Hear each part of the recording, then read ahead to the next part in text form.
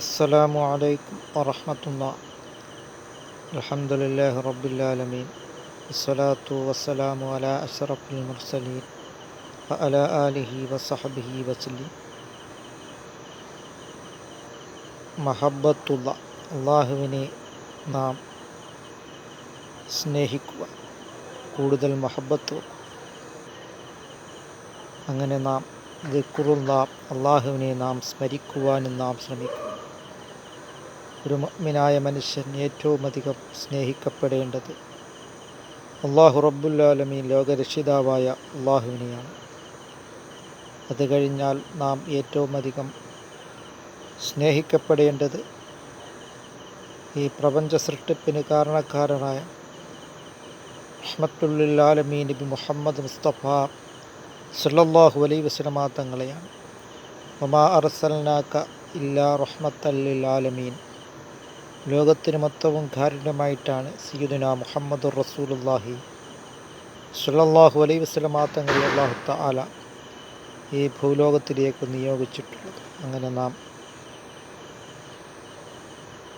നബി സല്ലല്ലാഹു അലൈഹി വസല്ലമ തങ്ങളെ നാം കൂടുതൽ മഹബ്ബത്ത് വെക്കുകയും സ്നേഹിക്കുകയും ചെയ്യുക.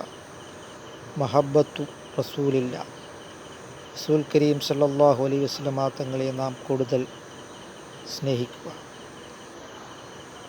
അങ്ങനെ നാം മദീനത്തു റസൂലില്ല, മദീനയുടെ രാജാവ് സയ്യിദുനാ മുഹമ്മദുർ റസൂലുള്ളാഹി സല്ലല്ലാഹു അലൈഹി വസല്ലമ തങ്ങളുടെ പേരിൽ ധാരാളമായിട്ട് സ്വലാത്തുകൾ നാം വർദ്ധിപ്പിക്കുക.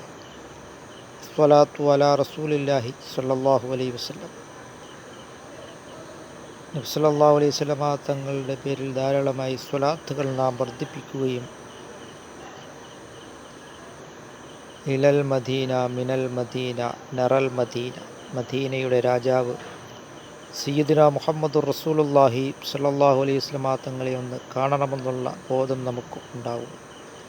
അതിനായി നമ്മളുടെ അവയവങ്ങളെ പാകപ്പെടുത്തിയെടുക്കുക. അല്ലാഹു തആല നബി സല്ലല്ലാഹു അലൈഹി വസല്ലമ തങ്ങളോടൊപ്പം നാളെ ജന്നാത്തുൽ ഫിർദൗസിൽ അല്ലാഹു തആല നമ്മളെ ഉൾപ്പെടുത്തുകയും ചെയ്യുമാറാകട്ടെ.